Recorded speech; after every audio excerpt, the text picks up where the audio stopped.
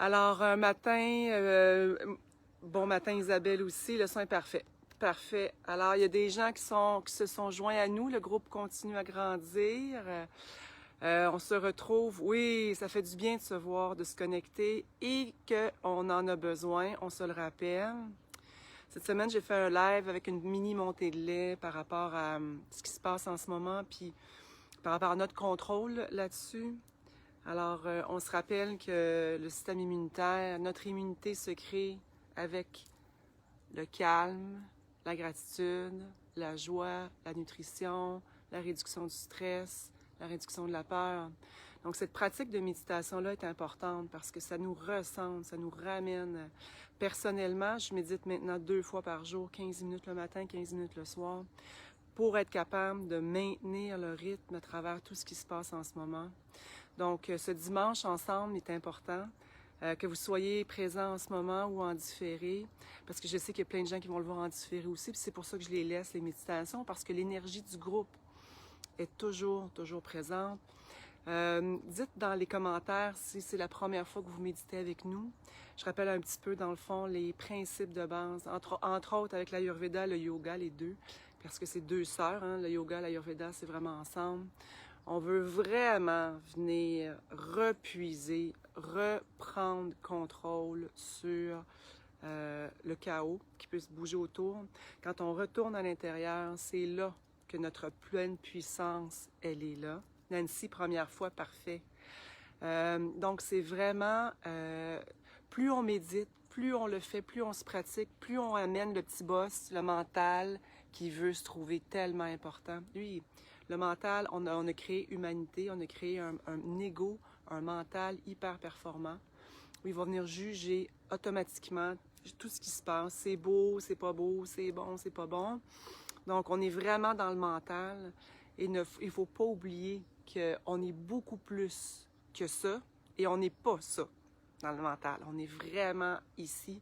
La plus grande force d'une communauté, d'une collectivité, c'est de retourner dans le cœur.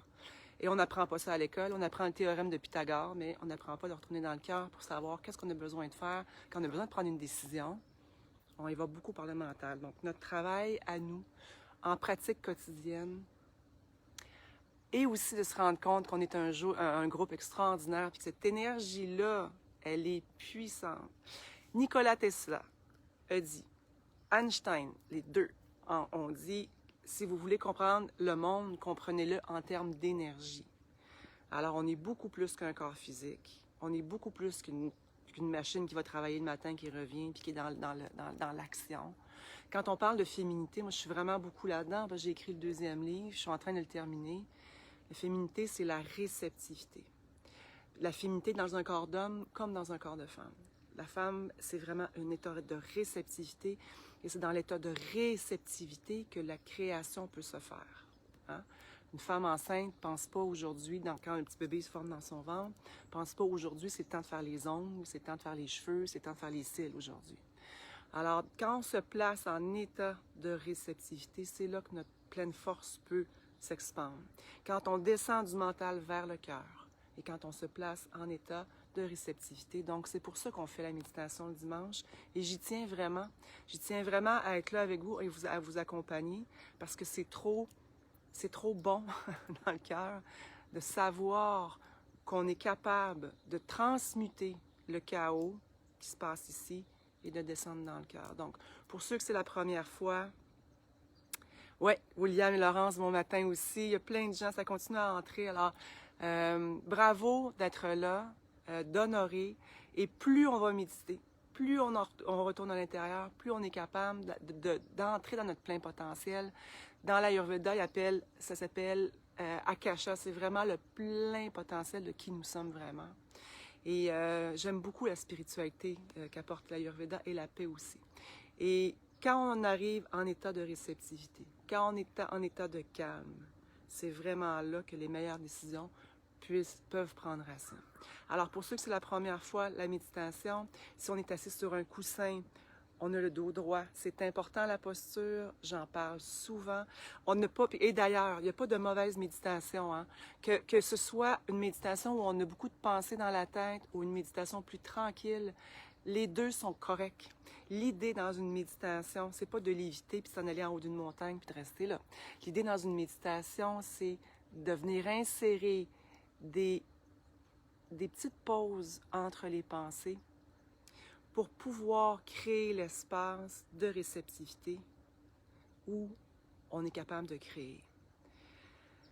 Je vais le répéter souvent dans les prochaines semaines, c'est vraiment un état où on a besoin de revenir. Donc, on vient insérer des notes, des silences entre les notes, des silences entre les pensées, et on vient choisir ce que l'on veut voir se déployer pour la journée, pour la semaine, pour le mois.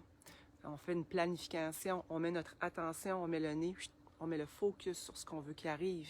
Parce que il y a une maxime qui dit, puis je le rappelle encore, puis je me le rappelle encore souvent, where attention goes, energy flows. Ça veut dire où l'attention va, l'énergie est là. Hein, ça, si je vous parle en ce moment, je vois un héron qui est en train de descendre dans mon lac. Si je ne mets pas mon attention, si je suis juste ici, il n'existera pas.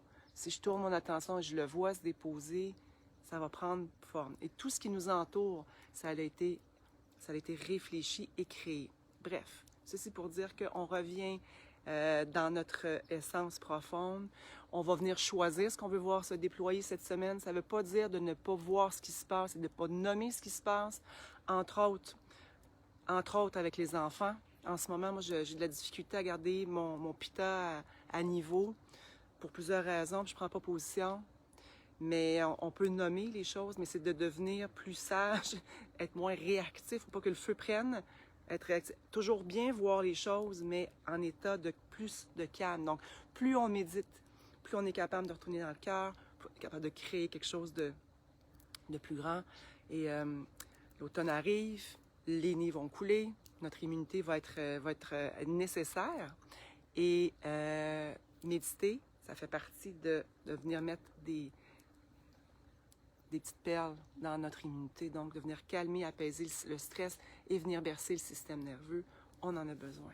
Le paysage derrière, oui, est absolument magnifique. Il reste encore des fleurs, plein de fleurs encore. L'automne est là. Autour de moi, il commence à avoir des feuilles. Ça commence à changer de couleur. Donc, focus, on va venir focuser dans cette méditation-là. On va venir se brancher dans le cœur. Je vais vous inviter à venir voir ou à venir vous entourer de gens que vous adorez, que vous aimez, qui vous amènent plus haut. Les enfants, les conjoints. Vraiment, on va venir remplir le cœur de gratitude. On va venir vraiment entrer dans le cœur, puis on va venir faire circuler cette énergie-là, l'énergie de cœur, qui vient vraiment nous uplifter. Et la gratitude, on ne peut pas avoir l'air bête, on ne peut pas être stressé. Quand on focus sur la gratitude, c'est vraiment une clé et on peut la cultiver. La puissance avec laquelle on peut ressentir la vibration au niveau du cœur se cultive. Au début, ça peut être petit.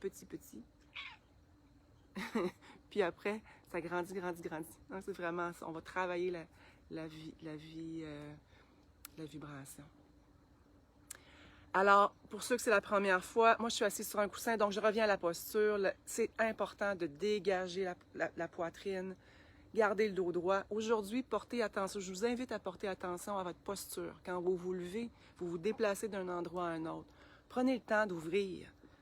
On est un miracle, hein? On a vraiment quelque chose de spécial et précieux. On devrait tous passer dans la porte comme « Ah! » Prenez le temps d'ouvrir. Prenez la posture. La posture, c'est quelque chose qui est vraiment puissant dans la façon qu'on vient aligner le système nerveux. Donc, assis sur un coussin dos droit, les mains en réceptivité. Si vous êtes sur une chaise, vous mettez les 2 pieds au sol, enlevez les souliers, assurez-vous de mettre les plantes des pieds vraiment au sol pour pouvoir prendre l'énergie de la terre aussi. Dans les enseignements ancestraux de l'Ayurveda, on parle depuis des millénaires des chakras, de la circulation d'énergie. Nous, de notre côté, en Amérique du Nord, quand on parlait des chakras dans les années 80, on était tagués comme en étant des ésotériques. Maintenant, on peut en parler beaucoup plus facilement. Donc, le fait de mettre les pieds à la terre et de s'ancrer, on est capable de faire circuler l'énergie. Alors, à partir de maintenant, on ferme les yeux, on s'en va vers l'intérieur.